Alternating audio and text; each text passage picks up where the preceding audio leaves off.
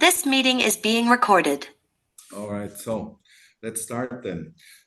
We have prepared this discussion between the chapters of UF in Milano, in Lyon, and in Frankfurt. We have also included Saarland, and then there are other friends from Baden-Württemberg, from Schleswig-Holstein, all the way in the north of Germany. And there are friends, a lot of friends from Italy I have seen, and also some from France. And I see Javier, who is sitting in Spain. So we have a nice mixture. I may have forgotten someone. I would like to excuse myself for this. I suggest we start with an introduction on the subject by Sven Simon, and then we have a discussion. And in that discussion, I would like to ask you to please stick to the 2-minute rule. Okay, you can speak 2 minutes. That means you have to think first before you say something, and then you can ask your question or say something, and then probably we try to collect questions, and let's go that way. So Sven Simon, welcome. Thank you for participating in our meeting. And I just would love to leave you the floor. You probably, everybody has more or less an idea of what's going on your proposal, but please give us a little introduction. Yes, thank you very much. Thank you for the warm welcome. Thank you for having me, and thank you for the opportunity. I'm really very happy to participate, because it is one of the rare situations when we have a truly European event, when you mentioned that we have participants not only from Frankfurt in Germany, other parts of Germany, but also from Milano, Lyon, and Spain, because that is what I think lacking most in European democracy, in a lively democracy, that we have a European-wide public debate. And that is what you organized here. So thank you, first of all, for that. I will keep it very brief on what we try to do here in Parliament, and we are still fighting for a majority in plenary in November. The vote in the Constitutional Committee will take place tomorrow, and I hope we will have a majority there. But then, of course, the report also needs a majority in plenary. But I'll keep it very brief with my introduction, that we really can have a discussion, that you can come in with questions, with comments, and I try my best to answer that, maybe also on behalf of my other co-rapporteurs who negotiated this report together with me. What we indeed want, we want to open a new chapter in the history of the European Union. All of you know that it is already 16 years ago that the Lisbon Treaty was signed, and the world has changed since then. We believe that we need to change with it. If you think about the financial and state debt crisis, Brexit, migration, Russia's war against Ukraine, now the situation in Israel and in the Middle East. So we are focusing, and I think the Europeans must be more focused and capable to act on those as a geopolitical force and geopolitical union. And for that reason, we have 3 priorities. We want to become more focused, more capable to act as Europeans, and at the same time, democratically accountable. Maybe Mr. Carlo Giannone, you can mute your mic. That's open. What is important maybe to say is that the approach was that it is not so much about old ideas of federalism versus a Europe of nations or so. No, we were pretty much focusing on about how to improve the European Union where it really matters to Europeans. Which policy fields do we see and do we have, and also about the institutional setting where we need to enhance the ability to act. We want to create, for example, a defense union. We want to strengthen our energy cooperation to achieve energy independence and decarbonization. We want to protect our borders against illegal migration and transnational crime. And for this, the foundations of our union, the treaties, need to be changed. We need to abolish vetoes and unnecessary bureaucracy. We need to protect the rule of law in a better way than we do it now, and at the same time keep national traditions which are also important. We want to make sure that citizens' voice is heard. We want the European elections to decide the president of the Commission and its work program. All of you know that in the moment, the European elections have only a very limited effect on the assembling of the European Commission, since commissioners are sent by national governments, and this is not a political commission, meaning a political government of the European Union. And that is, to a certain extent, a democratic deficit, that voting does not count enough. It's not visible that you can change a government with your vote. That is one thing what we also would like to change. Whatever the political differences between the rapporteurs was, we share one belief, and I think you share that with us. It's now the time to take the next step. And that's the reason why the European Parliament, please mute your microphone if you don't speak. Thank you.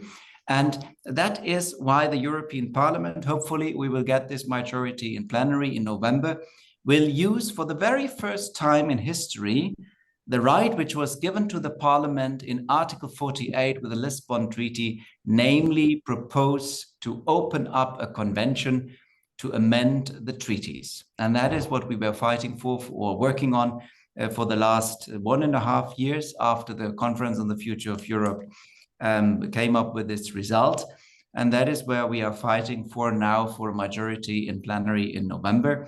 And now I'm very much looking forward to your proposals, your comments, and of course your questions, which I will try my best to answer in a closer and more detailed way than I did now in this little briefing.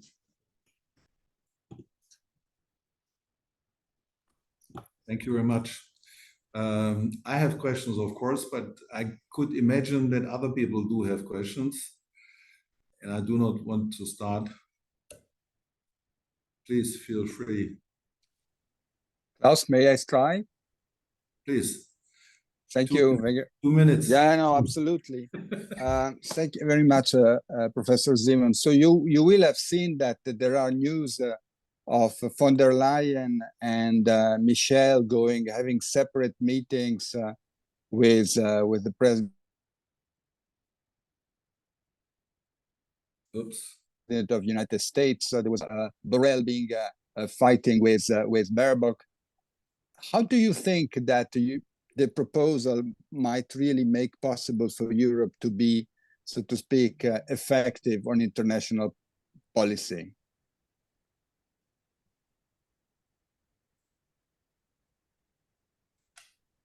Please, Sven Simon.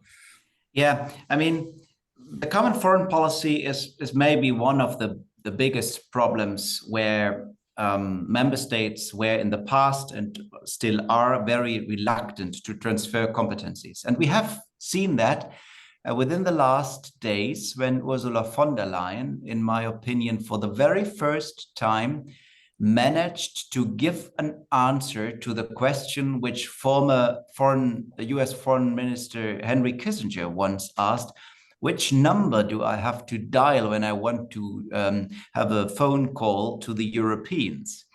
And Ursula von der Leyen managed, in my opinion, to give an answer for the very first time. It is obviously her number which has to be called. On the other hand, when we see the last days and the development when she quickly reacted to this terrible aggression against Israel and traveled there, she all of a sudden was not only by the heads of state and government, but to a certain extent also by the High Commissioner for Foreign Affairs, criticized that she took the lead in that common European foreign policy. And I think if we would amend the treaties in so far that we would have a truly political commission, where the commissioners, according to the will of the commission president, which is to be elected by parliament and proposed by parliament, so that she would, have a political power in her back to give directives and, in a way, orders to the High Commissioner for Foreign Affairs, he could not, in a way, publicly open this dispute whether the taking the lead for the Europeans in this foreign affairs matter was right or wrong. So that would support, but I mean, you are touching with the first question, the maybe most problematic policy field where heads of state and government and where member states and the governments and the capitals were in the past and still are extremely reluctant and hesitant not to transfer powers.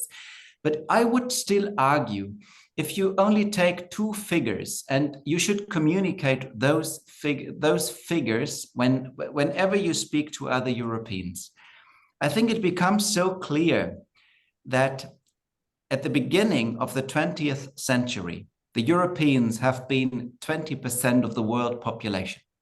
Today, we are 7% of the world population. 2050 will be 5% of the world population. The African continent is growing by nearly 1 million people every week. The Chinese are more than 1 billion people. The Indians, more than 1 billion people. The Southeast Asians, more than 1 billion people. So the Europeans become less and less in population. The demographic development is going down. And we will have only a say on the European foreign affairs level when we speak with one voice. And I think that the treaty amendment of making the European Commission, which is still in the structure of the high authority, how it started, when we will, with this treaty amendments, form a real coalition of a political coalition which is led by the Commission President, I think we will have then by far stronger voice of the European Commission President. And in addition, we speak in the treaty amendment directly about a foreign minister for the European Union. And that, of course, will also strengthen this position compared to today. Thank you. I mean, we all remember, hopefully, that it all started when there was a strong commission put in place for a reason, to drive the integration process. And yeah, Florian, please. Do you hear me? Yeah. Yes. Yeah, perfect. So thank you. Greetings from Stuttgart. So I have one short question, maybe it's the crucial one. What are the chances? You said you're trying to get it through the parliament and you're optimistic, and I see that it's a really impressive coalition that you already formed for that. But what is then when we have the European Council? Do you think that there's also the chance that the majority on the Article 48 is grouped together? Because my experience from the convention from 2002, 2003 was very promising. So when the process was started in the convention, there was a very good dynamic, and then the member states were not really able to stop it. So but that could be also the reason why many national governments would be hesitant to start a certain process. So what are the chances in the European Council? Yeah, you are absolutely right. That is maybe the most crucial question upon all. I mean, that is one of the rare decisions which can be taken by simple majority of the European Council.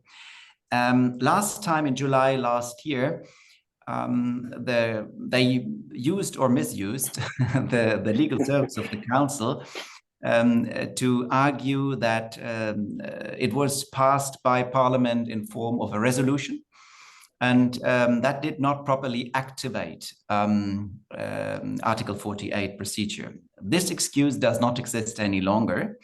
And the second thing, which is maybe different today compared to more than 1 year ago, is that the presidency, the Spanish presidency, even if they have been very late of coming here, it's the first presidency, but that maybe is also the reason to be found on the national level, since the elections went in a well, maybe different way than expected in Spain, and that we have this, I don't know how to call it in national terms, but de facto government. It's not a real government in place which was legitimized by Parliament. But last week? Yeah, last week, the Minister for European Affairs of the Spanish government and the State Secretary have been in the Constitutional Affairs Committee, and the State Secretary promised us if we make it in November, that he will put it on the agenda of the European Council.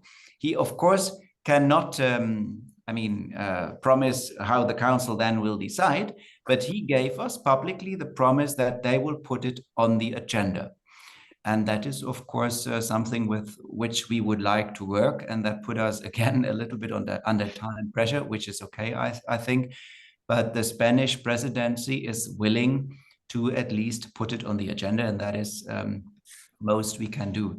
And I'm absolutely aware that the closer we come to the European elections, the more difficult it is, because all of you know that when we speak about a treaty reform and opening up a convention, there are different hesitations and concerns and sensitivities, starting with the tax issue, going on with citizenship, EU-wide referendum, and each member state has different problems with different policy fields and topics.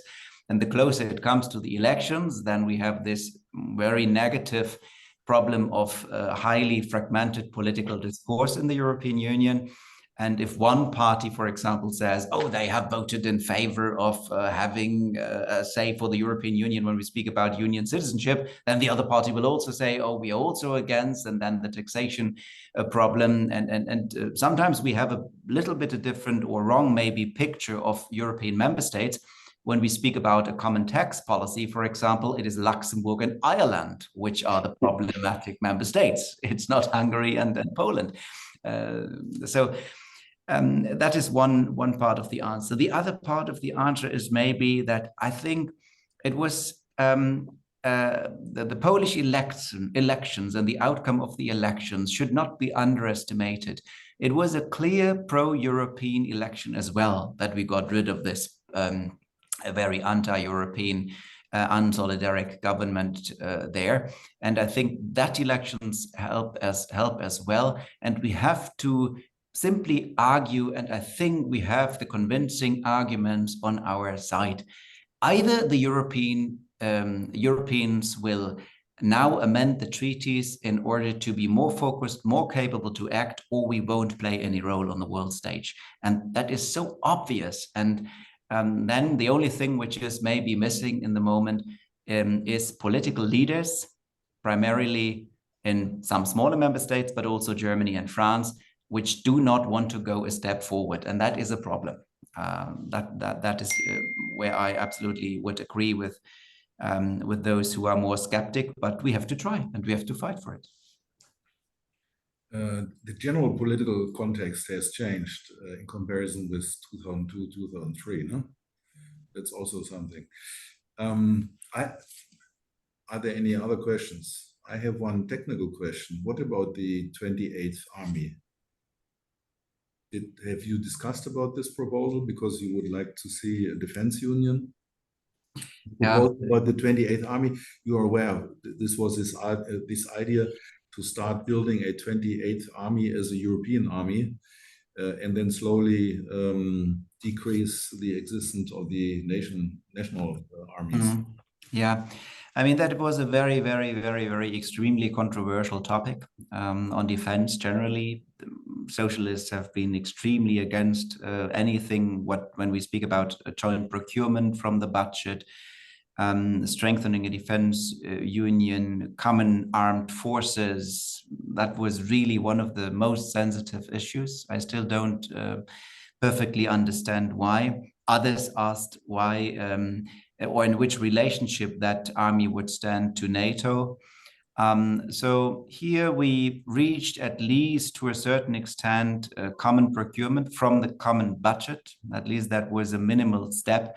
But from a European army, we are far away also with these proposals, since not all parties have been in favor of that, and especially reluctant, and the socialists and Democrats on that side.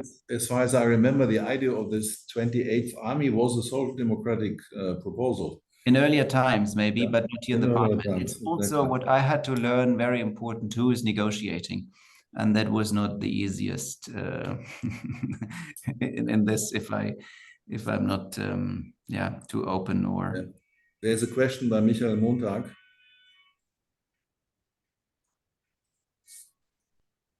Michael?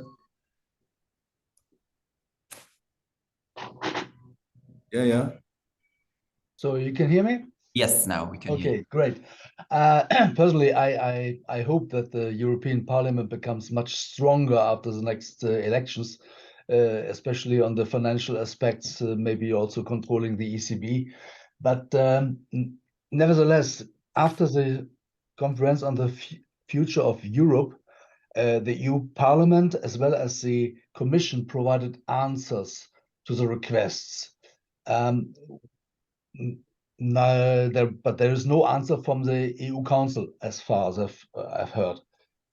Why you are hoping that on your request and your proposal you will receive an answer from them, because otherwise you are blocked. Absolutely. I mean, I'm hoping that because it is so obviously convincing. And I also am very proud that it is the most substantial proposal on the table. You may know about this so-called expert commission, which was established by the French and German government, which I think starts already with a mistake, that you should always, Helmut Kohl always said that you have to include smaller and medium-sized member states and not just go publicly a step forward with the French and the German power tandem, or I don't know how to call it. But as I said before, the demographic development, when we speak about trade, foreign investment, foreign direct investment, security, defense, the energy union, fighting climate change, decarbonizing our energy union. And we don't have an energy common market. Theoretically, by law, yes, but de facto, no. Health union, innovation, digitalization. We are far behind the US-American development and innovative process in the whole digital world, AI now. It is so obvious that if we do not use the scale effects of working together with Europe as Europeans, we will go more and more far behind the developments of the world. And I think it's so obvious. And then the only thing is a lack of political leadership. Emmanuel Macron tried it in the beginning. I think he was rather ambitious when you think about the Sorbonne speech before he started his first term. But then it was a little bit Germany where he didn't get an answer. And I must say, I mean, this is a bit more a political view, but the current German government is absolutely unambitious when we speak about European policy. I see nothing here on the European level, no incentive. And again, this expert commission or committee, only from the two governments, was also, in my opinion, not the best idea. Your first side remark on controlling the ECB, I think it is still important that we don't change, I think, anything on that one, but we have a relatively close control in so far of the European Central Bank that and that is already more powerful than national parliament in Germany, for example, was controlling the national central bank. We have 4 times every year a so-called monetary dialogue with the Commission, with the European Central Bank president, and Madame Lagarde is president 4 times here in Brussels, sometimes 1 time in Strasbourg when we have the debate on the report of the central bank. So there is already, to a certain extent, a political, democratically legitimized control over the central bank. But of course, what is also important that the European Central Bank is acting independently within its mandate. But I studied I was the rapporteur 1 time for this ECB report, and I must say that the deeper I digged into the ECB policy, the more convinced I was about it. And there is very often a lack of information to a certain extent of the ECB's policy. And what sometimes helps is to convince people, if you compare the policy of the ECB, inflation and other policies with the US Fed, and also the situation in Japan. And if you compare those situations, you maybe will realize that that the ECB policy, with all possibilities to criticize the policy, is rather successful. Thank you. Luca Leonello, you wanted to say something. Is it possible you put your yeah, great, thank you. First of all, apologies, because you may hear my children in the background, they're a bit noisy. Yes, I have actually one question regarding the next step. And imagine that everything goes well and we have actually a convention convened called to work on the project, of the AFCO project. I was wondering the issue of overcoming vetoes in the convention and possibly in the governmental conference. One of the main innovation of the project is about reforming treaties by majority, possibly also with involvement of a European-wide referendum. So I was wondering, do you think it's possible that maybe at a certain point, majority, deciding by majority, possibly also ratification by majority, maybe a way forward, maybe like a necessary scenario to consider? Yes, absolutely. You are absolutely right. That is, in a way, revolutionary that we tackle this point, which is a big discussion since maybe the 90s or so, when Wolfgang Schäuble and Lamas published a paper that was, I don't know whether that was known on a European level, but in Germany, we discussed a lot about the so-called Kern-Europa, core Europe, where those go a step further, who are in a way willing, where there is a political will to go a step further.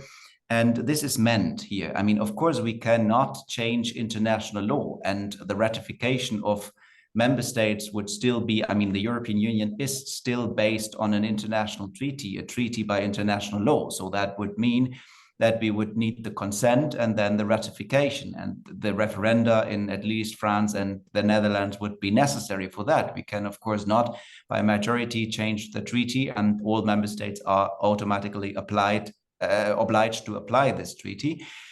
But I think the time is ripe to go a step forward. And when we want to enlarge and think about the 6 candidate countries on the Balkans, and then we have in addition Moldova, Georgia, and Ukraine, maybe. So that would be 9 other member states which would like to join the European Union, and then we would have 36 member states or so. And then, of course, we need to take more decisions by majority. That is clear, but those decisions also have to be accepted in the member states.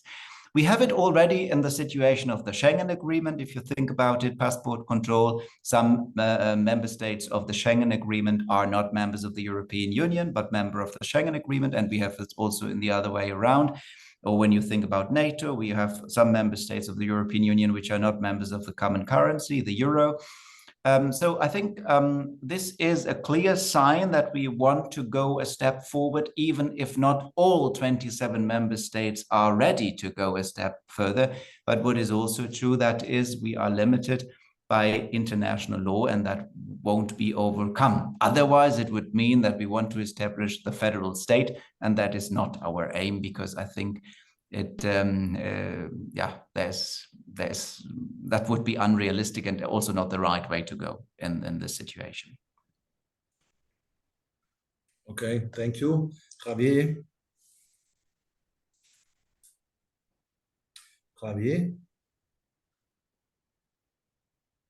No, you have to unmute. Now Yes, you can hear me. Yes. Okay. Yes. Dr. Simon, first of all, you have all my support, and I agree with all what you are intending to do. No problem at all. Okay. But I used to be a little bit, I don't know, too pragmatic or too realistic. I don't know what is better.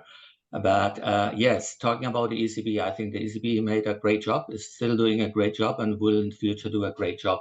But we also faced many challenges. And I have heard many years Mr. Draghi saying how important it would be to advance, to really achieve the objectives of monetary policy if we don't have, let's say, very close our common fiscal policy, which is very important. We have also not achieved the banking union, for example. Okay, so if just considering these two things and the other things you have said about the lack of awareness we have in Europe about our geopolitical importance as Europe together, especially when I see that certain prime ministers, when they visit China or they visit India so they go alone. I mean, they represent still their country and do not go together until one unique representation of Europe. This is not usual to see, okay? So still each goes his own way and talks for his own interests and together with their own businessmen, etc., etc. So obviously, after all this, you understand that I cannot do more than support what you are trying to do, but we have to be realistic. And one of the things direct question is, what you are trying to do, is this something you alone within the EPP are trying to do, or also together with any other of the big groups in the European Parliament, like, let's say, the socialist parties? Because to do this alone from the side of the EPP, I understand must be very difficult. And for example, if you are expecting that Spain puts something in the agenda for November, well, it's also very challenging, and I would recommend really to push for that. Yeah, I mean, thank you very much. You are absolutely right, and in particular on the banking union, on the fiscal union, on the tax problem, and that in the capitals, but we don't have in the moment political leaders who see the geopolitical challenge we face as Europeans. That is burdensome. That is sometimes shocking when I see how different heads of state and government or presidents travel to China and behave, how China is behaving in Europe. Here they buy a harbor, here they buy something in Hungary, here they buy something in Italy. Since we do not have the competency on the European level for foreign direct investment, that is a big problem. It's short-minded. Here you are right, but on the second part, this is a report which has 5 co-rapporteurs. We started with 6, namely from EPP, from S&D, from the Renew, Guy Verhofstadt, from the Greens, Daniel Freund, from the GUE, from the left, Helmut Scholz. And in the beginning, we even had Mr. Saryusz-Wolski from Poland, but he could not agree on what we reached in the end as a compromise. So it is a compromise from nearly all, I mean, from 5 groups in the parliament out of 7. And that makes it very difficult for me also. For example, for some colleagues in EPP, it is a compromise, like it is also always in Europe. The European Parliament is functioning to a certain extent different from national parliaments. We don't have a clear majority, a clear coalition or so. But I think in the end, it is a question of how broad, how big the majority in plenary will be. But in the parliament, I'm relatively sure that we will have a clear majority. And it's an how do you call it, intergroup proposal with 5 co-rapporteurs. Thank you very much. And a little disclaimer, it was my personal opinion what I said about the ECB, okay? Thank you. Yeah. I have a little technical question. There is a change in the majority voting, the percentage and the number of countries. What is the reason? I was looking at that and then I didn't have time to reflect on it. What is the reason behind that? Who is gaining? Yeah, Germany and France is losing. The smaller and medium size are gaining, but they don't see that in the moment.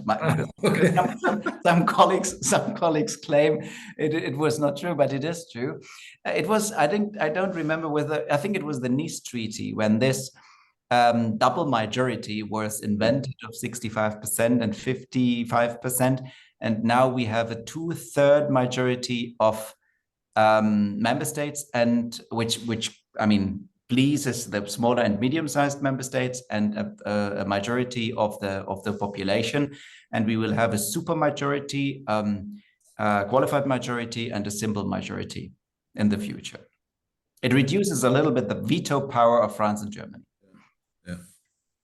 I also don't know honestly whether that is so important, and I'm always asking for examples why member states and colleagues are so hesitant in reducing the unanimous voting. And then I always ask, in which example, give me an example where it was so important to have this veto power or to vote unanimously. And then usually they are a bit more reluctant. On the other hand, it is also true, if you put the question in the different way and ask, where was the European Union blocked by unanimous voting? Then most of the time the answer is in foreign affairs. And then I ask a second time, what certain field of foreign affairs? And then usually the answer is the sanction system. That is true, but in the same time, the most sensitive topic. And if I would be a Hungarian politician, I can understand that maybe the sanctions, when we speak about gas and oil, would not convince everybody in the Hungarian population. It is very sensitive foreign policy. Also, when we speak about defense policy, being neutral for some member states like Austria or so. Yeah. Energy policy, I think it is a very, very big mistake that we don't have a functioning energy common market. But when you see the declaration of Bundeskanzler Olaf Scholz and President Macron on the 60th anniversary of the Élysée Treaty, they expressis verbis said that they want to keep the power in the hands of the member states to decide about their energy policy. I think it's a big mistake, but that is what I think. I mean, if we would be so, and that is at the same time the best example you can give to people to convince how much better we would have done energy policy if we would have worked together as Europeans, and if the Germans would have listened to the Polish, who were permanently warning that we should not shut down all nuclear power and make us depending on one energy supplier, namely Russia. And now we have the Schlamassel, to speak with Yiddish and words, and we would have done such better energy policy. Sometimes I'm saying Germany, we should put Germany under a troika when we speak about energy policy, since this is the most stupid energy policy you can do. Still continuing with it. And since many years, and it's a shame that it is at the occasion of the Élysée Treaty to put something like that. Yes. Yeah. It is. I mean, unbelievable. Maybe do it the day after in secret, but even put it in the face of everybody. This is really horrible. Francesco. I wanted to ask you, Professor Simon, what do you think Ursula von der Leyen will do with your proposal of a treaty? So if the parliament has a big majority, do you see von der Leyen as ally? And how do you see the discussion in the election or in the electoral campaign?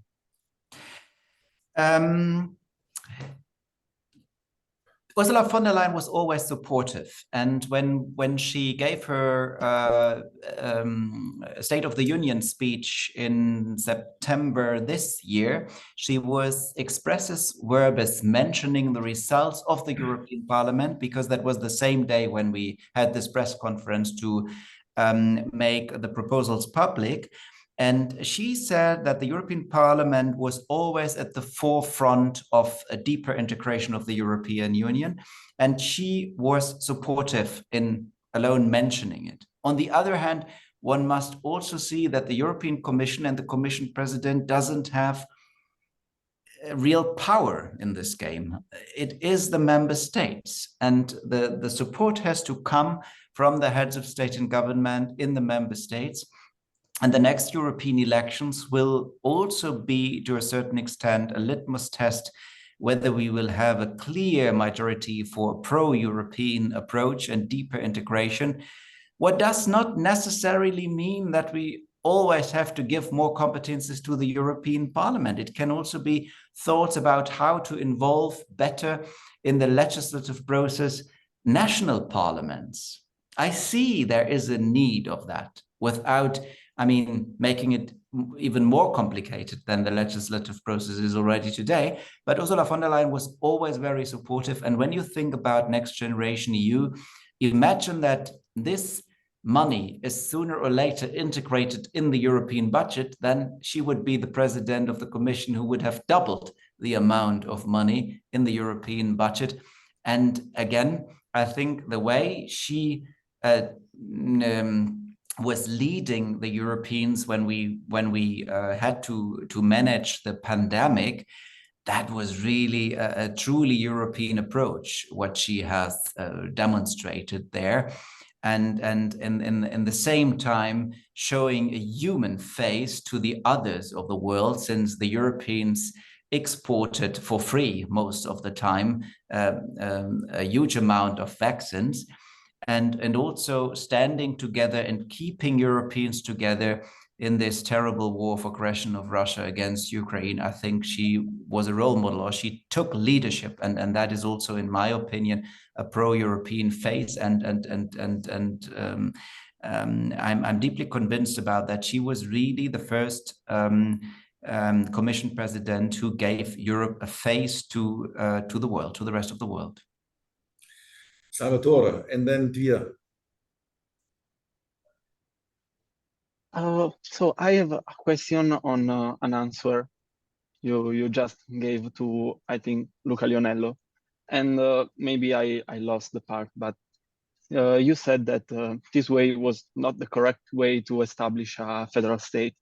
So I'm wondering, in your opinion, what is the correct way to establish it?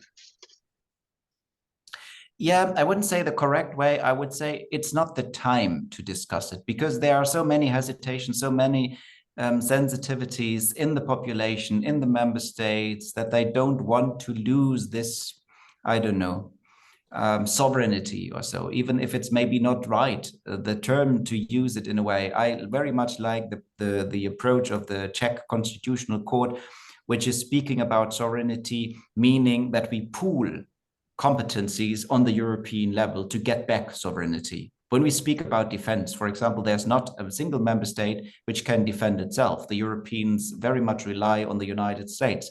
And we are very much depending on the outcome of the elections in November next year in White House, whether there is a president in support of the Europeans or not. So that is another obvious situation. But if we now would start a debate on establishing a federal state, which would mean by constitutional law to transfer the competency to the European level, to take new competencies on board without the consent of the member states, I mean, with a referendum or whatever, establishing a constitution and not an international treaty, sui generis, with a special sort of international treaty, namely to establish supranational powers with direct effect and lawmaking power. So what I still think is that we should not start the debate so constitutional theoretical, but more ask the question, in which policy fields do we have to transfer competencies to the European Union to be more focused and more capable to act? And I already mentioned the policy fields where I think that is needed, and that will, in my opinion, convince more people than having an abstract discussion about the constitution, a constitutional treaty, and establishing the federal state. Something that you fear nobody will understand what we talk about. Yeah, yeah.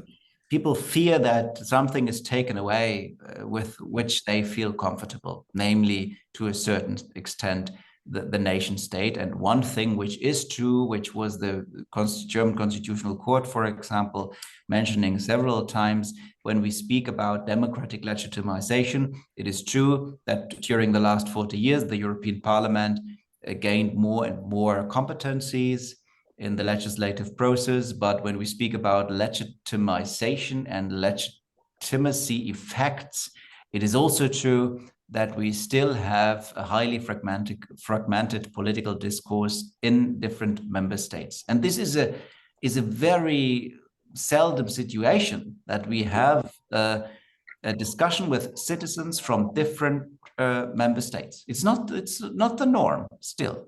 European elections, you will see, we will again be very much focused on national topics. Thank you. Tvia, please go ahead. Thank you for the interesting discussion. You were mentioning that as part of your proposal, you would want to see more security integration.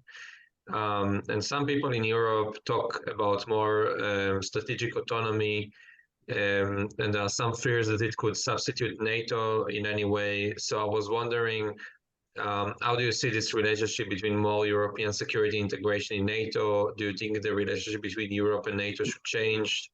Do you think there is any overlapping between the roles and NATO in security policy? I think that the right approach is that there should be a European pillar in NATO. It would be totally naive to think that the Europeans will replace NATO, or there will be another organization setting aside to NATO. So no, it should be a European pillar in NATO, but stronger than we are today as Europeans. That is also very obvious. We have several problems. It starts with, I mean, sometimes we speak about a European army. We are far away from that. That can be a long-term aim. We are far away from common military units. But we could start with public procurement, with procurement in the war industry, what we don't do in the moment. I mean, there's a French war industry, there is a military industry, there's a German military industry, totally differently structured and financed and organized. And developing weapons starts with defining a security issue. And that is the first thing which seems to be different when we speak about the French view and the German or the Polish view. More from the French perspective, the security issues are more maybe from the African continent. And when you ask Polish government, it would come more from the Russian side, the Germans as well, maybe. And it is also, unfortunately, a question and a matter of trust. It is true. We don't trust each other in Europe. The Polish would never trust the Germans to defend them against the Russians. They would trust the US Americans more than they do the Germans. Maybe rightly so, I don't know. But that it is a waste of money and short-sighted, it's also obvious. If you think that we, I don't know, have 128 weapon systems and the Americans have 20, they have one model of tanks and we have, I don't know, 17 or so. It's a total waste of money, what the Europeans do. And here we should start with it. And I don't know what should happen more than this war of aggression against Ukraine and Trump, or also the Chinese, to see more and to demonstrate it more obvious to the Europeans that a further step of integration is deeply needed here. But yeah. On the question of strategic autonomy, we are also speaking a lot of trade agreements, but here we also don't have in the moment big majorities for trade agreements. We should speak like Ursula von der Leyen did on the last G7 meeting, not about decoupling, but de-risking, which means that we have to diversify our supply chains and that we need new trade partners. But it is very difficult. You have seen that during the last 4 years, there was only one trade agreement which we voted in favor. That is the trade agreement with Vietnam. Today, in the International Trade Committee, we voted in favor of the EU-New Zealand trade agreement. But the most important geopolitically would be the EU-Mercosur trade agreement. But this is heavily the Greens, and I would also say a majority of the Socialists and Democrats in the European Parliament are strictly against, for, I would say, false reasons, but that is the reality. And also the French and the Austrian farmers lobby, maybe not so much the farmers themselves, but the lobby is against. And this again blocks us at a very decisive, important, on a very decisive, important agreement, which we desperately would need as a for geopolitical reasons. It is not so much about welfare, trading goods with each other. It is much more about how to export our norms, our standards when we speak about environmental protection, fighting climate change. The Paris Agreement, for example, would be binding legally for Brazil, which it is not today if you would have the EU-Mercosur trade agreement, but there is no political majority in favor of that. And that is a shame. And I tried my best to convince colleagues during the last 4 years, but so far we didn't manage. Would be also a good sign in the context of the situation with China. No?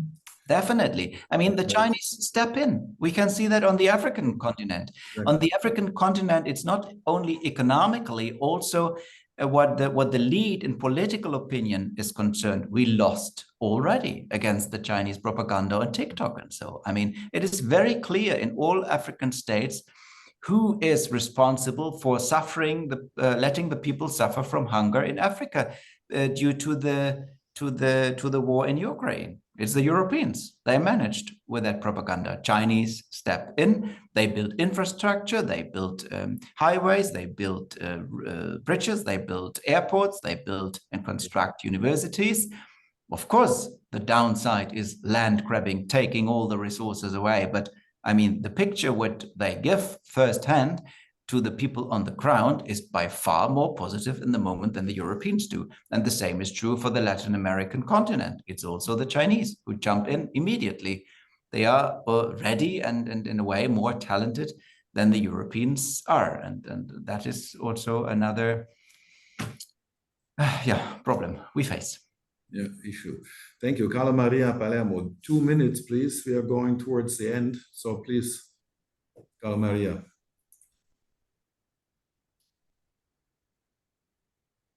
Hello, everyone. Thank you, Seth, for a very, very interesting meeting. Well, I want to raise two main problems. Actually, as the designer of the Reform Treaty project, actually figure out in many extent some federal powers to be constructed. And that is really side the European level as a center to manage many of the competencies. First of all, is budget, for example. Another one is also needed some level of justice. It's all correspond to needs we have, actually. The pandemic really creates a breakthrough in this kind of situation. So created a political space to enhance the integration with true political problems, with a true political solution, true federalist solution, I should say. But the situation with security, for example, with Ukraine crisis, has been not very successful. On sanctions, yes, but on political matters, on military matters, we really sounds not having the sufficient strategic culture. Do you think that within the project, when the parliament having major lawmaking powers, the European level should gain a vision, first of all, and the second way to build up, even within NATO, a credible foreign policy, a credible strategic policy, considering that strategic issues are going to change in a competitive multipolar world in the next decades. Thank you, sir. Thank you, Carla Maria. Yeah, I mean, in some issues, we were more successful than in others. When we speak about budget, we were not so successful. There are huge hesitations also here in the European Parliament, especially when we speak about taxation. Taxation, representation, this argument. When we speak about security and defense, we were not so successful as the European People's Party, or I myself would like to have been. When we speak about military matters, that is not a big step which we go, it is a small step rather. When we speak about a sufficient strategic culture, also rather limited. When we speak about the rule of law, we have been extremely successful with our amendments. In the moment, we have this useless Article 7 procedure, which is a political blame game, and it doesn't help at all. I think to defend the rule of law, we need a legal mechanism in front of a court, and we must not take decisions politically on Hungary and Poland, but we totally forget the corruption in Romania and Bulgaria, or journalists have been killed in Malta, and the socialist government is at least not bringing the criminals to jail, or at least in front of a court or so. But with the amendments, we have been extremely successful in so far that with simple majorities in Parliament, in the Commission, and in the Council, you can bring a lawsuit against a member state when there is a systematic infringement of the rule of law in front of the European Court of Justice, and the European Court of Justice takes the decision. And we haven't been so unsuccessful in the past. If you think about the judges in Poland, which have been this pre-retirement rule, which was applied there, and they brought the judges back to office after the European Court of Justice said that this infringed the rule of law of the European Union. But again, I have pretty much hope on that issue as well after the outcome of the Polish elections the Sunday before last Sunday. Thank you. Stefano Rossi. Yes, thank you. So a very short question. So in your opinion, as I think many of us in the following months will be very active in promoting and sustaining this treaty reform proposal, which would be, in your opinion, a good slogan with the citizens to propose it? Because I believe that we have at least three core sections of this proposal that are the rule of law defense and making the European Union working better, and also getting prepared for the enlargement. But what would be, in your opinion, the real core of this proposal to also communicate it to the citizens? Thank you. In my opinion, it is on the democratic accountability side. That is maybe the most important, that the European Parliament would propose the Commission President, and the Commission President should then assemble a commission which is a truly political commission, and you can vote in favor or against, you can get rid of the commission. And that, I think, is key for the acceptance of political decisions on the European level. What we suffer all from when we speak about acceptance of political decisions on the European level is that we, with the Lisbon Treaty, really established a political union. We have highly politically controversial decisions to take on the European level, but with the European elections in the past, you couldn't see that your vote can change something. And that, in my opinion, would enhance by far the acceptance of the European Union if you really could get rid of a commission, meaning a government, which you can do at national level. And that goes in this direction much better than it is organized today. That is maybe from a theoretical point of view and from an acceptance and democratically legitimized and accountable point of view, the biggest success. Rule of law is important, but in the end, there has to be a culture in the member states too. That cannot be, I mean, the European Court of Justice cannot do that work alone. It has to be about citizens' participation and the culture in the member states. And of course, the policy fields which we discussed, where we would enhance the capability to act for the Europeans. Sven Simon, do you have one more minute? It's 7. Normally you have to go. One final question, but okay, I can be 5 minutes late, but one final question, please. Okay, Luca, you wanted to say something. Thank you. I wasn't sure we had enough time.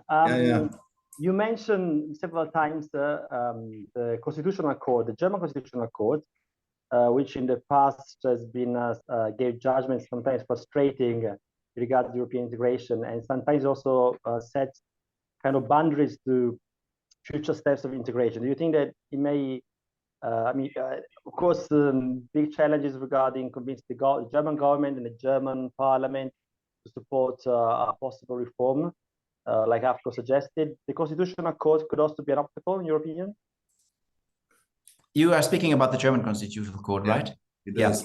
Yes. The title of my second book, we have this tradition in Germany, like I think it is only in Poland and Austria applied, that we have to become an academic or professor of law, we have to write 2 books. And the title of the second book is Limits of the Constitutional Court in the European Integration Process. So I wrote the book about limits of the German Constitutional Court in the European integration process. So, I mean, what we propose here, I think the German Constitutional Court wouldn't have a problem with it. Sometimes the interpretation of the judgments of the German Constitutional Court were more restrictive than the judgments itself. What they basically say is that voting must count. And when you have in the German constitution the right to vote for the German parliament, then the German parliament has to have a say on important matters or important issues which matter. And in my opinion, when we think about how many competencies we transferred to the European level, we are so far away from that you can claim that the national parliament doesn't have enough to say that the vote counts, that the German Constitutional Court would not restrict the German legislature, which would mean a 2/3 majority in both chambers, even if we don't have a bicameral system insofar that we have 2 chambers, but 2/3 majority of Bundestag and Bundesrat. So that wouldn't stand in our way, the German Constitutional Court. If you think about the reports, which were, for example, that is a very important argument also when in your circles to say when there is this claim of the 80% myth of, I don't know, that comes from the Jacques Delors time or so, that 80% of the laws are influenced by the European level. It is simply not true. If you see about the budget, if you see about, think about the budget of the member states and the budget on the European level, if you think about internal policy of the interior, the social policy, the health policy, border policy, migration policy, that is all in the hands of the member states. So it is maybe, I think there was a report in the UK from UKIP and Nigel Farage, which says something around between 11 and 20% maybe. So we are far away from where the Constitutional Court draw the limits to a further and deeper integration. So I think that would not stand in our way with the proposals on the table today.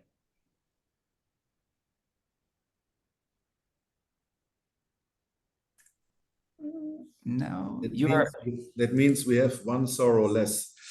Okay, yeah. Thank you very much, Sven Simon, for your time and effort. Thank you very much, everybody else, for coming and joining us.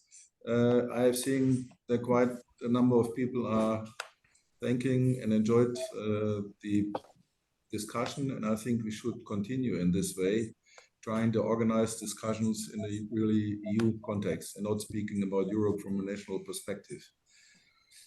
Thank you very much. Thank you. All the best and enjoy the rest of the evening. Yeah, bye-bye. Bye. Bye-bye, bye-bye. Thank you.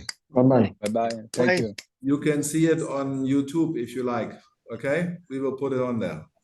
Bye, bye-bye. Bye-bye. Have a nice evening. Thank you. Bye-bye from Spain. Ciao.